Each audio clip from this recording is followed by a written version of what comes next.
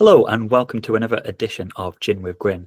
This week we've got a little bit of marketing, we've got a little bit of philosophy because I'm going to do a blind react to Jaguar's new advert. I know what you're thinking. This was a really hot subject like a month or two ago. I'm not the sort of person that likes to wade in quickly with things. I genuinely like to take my time, see what happens. I don't want to be influenced by everybody's comments and stuff. I think it's better to sit back and wait and form an opinion based on reality and not just your instant reactions to things. I know that Jaguar's rebrand has been controversial. I know that people have said it's like pandering to the woke movement and people aren't happy about that. That's what I know so far. I've not seen the advert. I saw the logo. I've not seen the advert that sort of annoyed everybody. I've not seen the new cars at all. But a fun fact is that I do actually have Jaguar as an ex-client. I did a very small, tiny part of one of their TV adverts one time, and it's a very cool thing to have on my portfolio.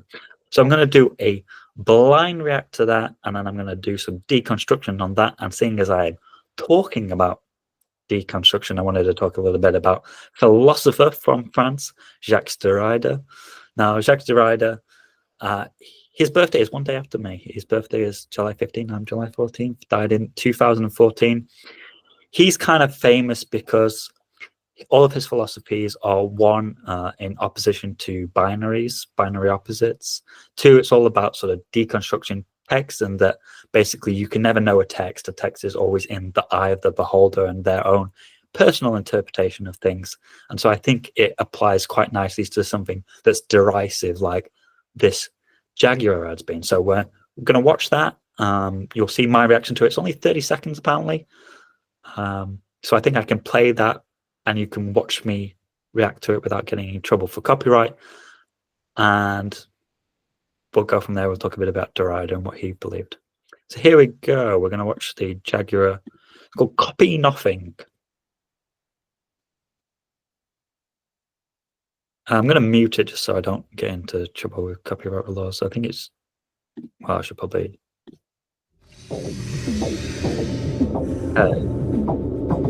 This is already a little bit odd.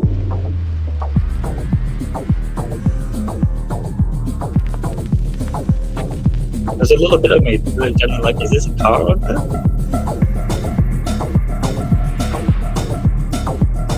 Some sort of alien planet.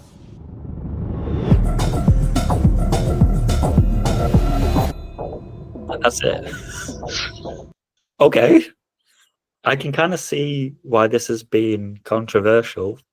There's no car in it, which that's an odd decision. I guess maybe this was to stoke everybody to get people talking about it, which has been very successful to a degree. If you told me that this was a perfume ad, I would believe you. First of all, why are they on an alien planet? That just seems a bit weird. They're all dressed very, very brightly. I'm guessing this is some sort of high fashion designer that I just don't know, because look at me and the way I'm dressed. I don't know fashion at all. His haircut is interesting. I like the fact that he's got like a pie chart and some of his hair's missing. Live vivid. Delete ordinary. I think that's kind of a bit cliche, to be honest. Break molds. Even some of the decisions here seem a bit odd to me. Like, you've got this lady here, break molds. She's got a hammer in her hand. Why not take the old Jaguar logo and have her smashing that up? Like, that would be divisive and interesting. Instead, she's in an empty blue room for some reason, and the hammer doesn't match her dress or anything. Like, I don't know. I feel like that could have been more interesting. They all sit on a rock together, and then half of them look one way and half of them look the other. I don't know. It does seem weird. I'm not surprised that this has been controversial. And I'm guessing just by the selection of people that people are saying that this is sort of pandering to the woke agenda, if there is such a thing. And that probably traditionally Jaguars, the people who are buying a Jaguar are not these types of people. It's probably mostly men of a certain age. And I'm guessing mostly white. So yeah, I can understand why this has been controversial. I'm just going to stop sharing, and I'm guessing that there is a car that's been released after this. Let's just have a quick look. Okay, so this is the first time I'm seeing this as well. Is this the real car? It looks like a CGI image to me. You can tell I used to make CGI. I can spot these things. Oh, here we go. This looks maybe a bit more realistic. I mean, this matches that advert, I guess, in terms of the color that they've gone for. Oh, that's it. Looks like an Audi. That's my initial thought. I'm also, it's quite boxy at the front. Oh no, I'm guessing it has to have. I know cars these days, they cannot be that different because there's certain regulations that they have to meet. Like if they hit somebody, you have to sort of kind of hit somebody and they have to roll off. So you have to have a certain length of bonnet here. This reminds me of an Audi. It also reminds me a little bit of like Thunderbird's Lady Penelope's car. Just the color, maybe. Um, yeah, I mean, I can see why there's been controversy on it because part of me is like, there's not that much you can do with a car. You know what I mean? You can't really go that bold with them. Now I don't drive, so I'm not your audience. I have to stipulate this, and the things that I would associate Jaguar with are relatively negative, even though they're my past client. So I would mostly associate Jaguar with using a lot of fuel, being a high-end car, and I guess a fast car in my mind, a Jaguar. That's what I would associate with them. This advert, I thought it would go a different way, if I'm honest. I thought it would be more like ecological. Like I associate them with a car that uses up a lot of gas. And I thought maybe it'd be like, oh, we're electric, we're ecological. This is the new direction we're going in. Maybe more towards like we're a competitor of Tesla, but unlike a Tesla, you know, we're nicer.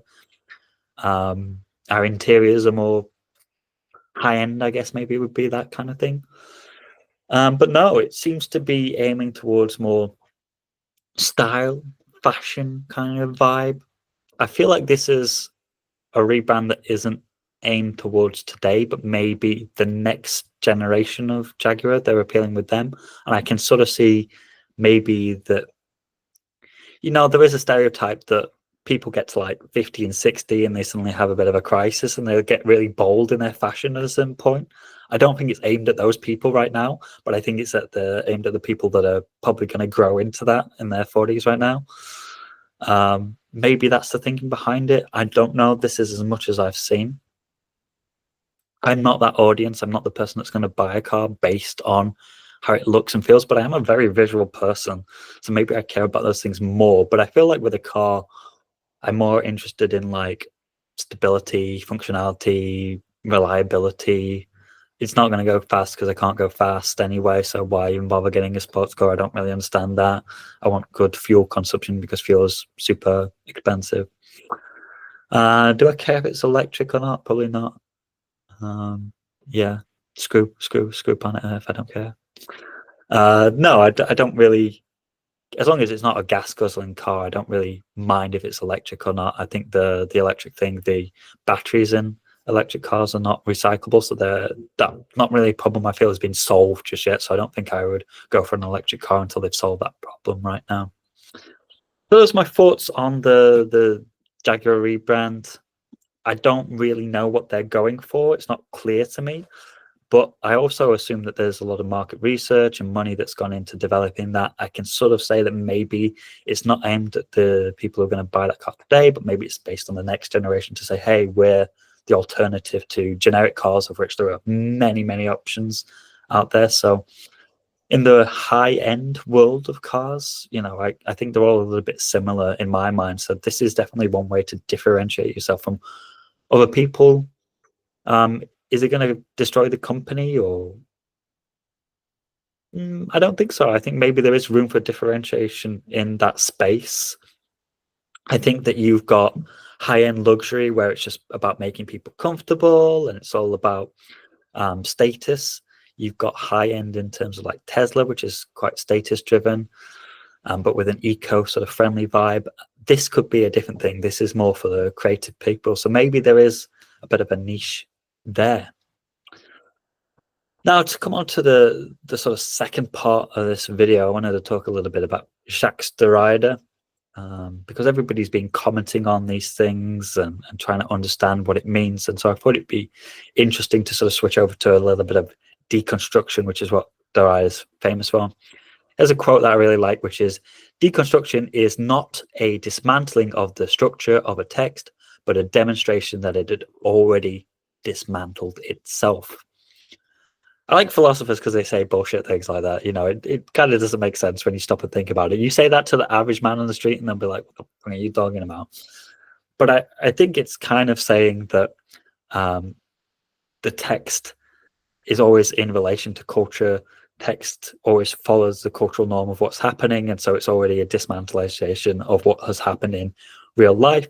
And so if we take that and apply it to Jaguar's ad, I guess it's sort of saying that they're trying to break norms and they're trying to break the mold, and that's already happened in real life 10 years ago probably, and now the media is catching up with that, but it's always going to be slow.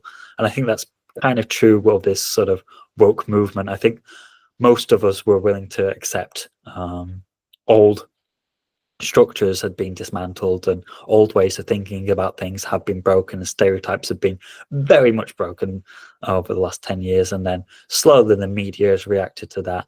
And annoyingly, I think to most people, they've reacted to it maybe a little bit too slowly, where we all kind of accept it now. And so it grates on a lot of people. And there's a bit of a grating there. Where people are like, yeah, I already know that, you know, it's fine to be gay and stuff. I don't really need that message anymore. Maybe 10 years ago that would have been interesting, and now it's not so interesting anymore. Another quote that he had that I really like is, "Every text remains in mourning until it's translated." And a text is not a text unless it hides from the first comma, from the first glance, the law of its composition and the rules of its game. And his whole thing was basically that deconstruction sort of involves reversing and unsetting hierarchies to reveal their limitations. It's all about pointing out the flaws in systems that we sort of build. He was very much opposed to binaries in Western civilization. He thought that in the West we tend to organize ideas in terms of binary opposites, so good and bad, that kind of things. And it's really interesting at the moment because in many criticisms of sort of modern culture, there's a desire to get back to that sort of classic sense of things, especially in America, especially with like Trump and stuff. People, when the media controlled everything and they could have, these are the good guys, these are the bad guys, you didn't have this grayness of the world right now where everything is confusing. You don't know what's good, what's bad, what's the truth anymore. There's been such a blurriness, a grayness that always existed in real life, but it wasn't there presented in the media. And so now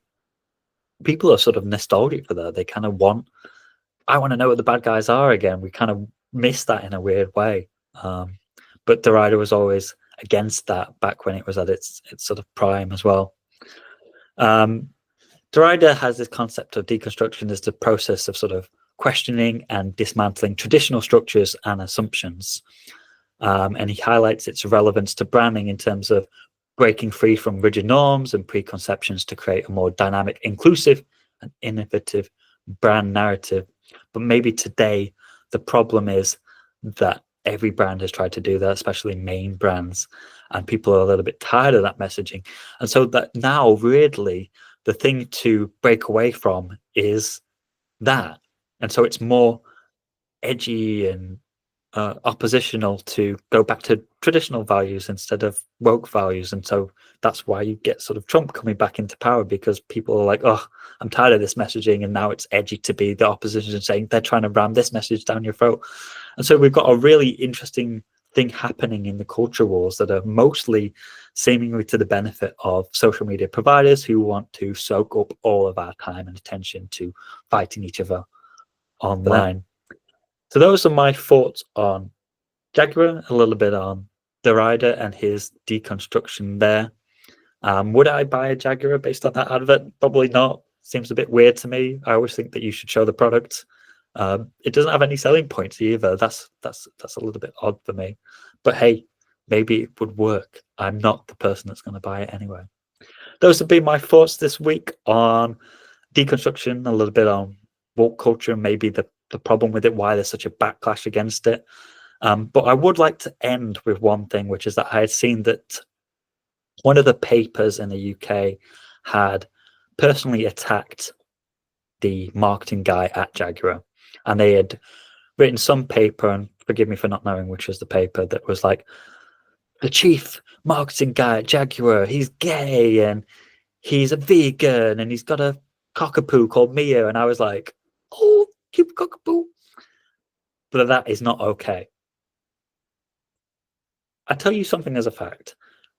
There's no way in hell that this guy, whatever his name is, Matt, has joined Jaguar and he's been there and he's persuaded them with his magic to go in a really bold direction. Obviously, you don't risk a company without some sort of market research, without some sort of underlying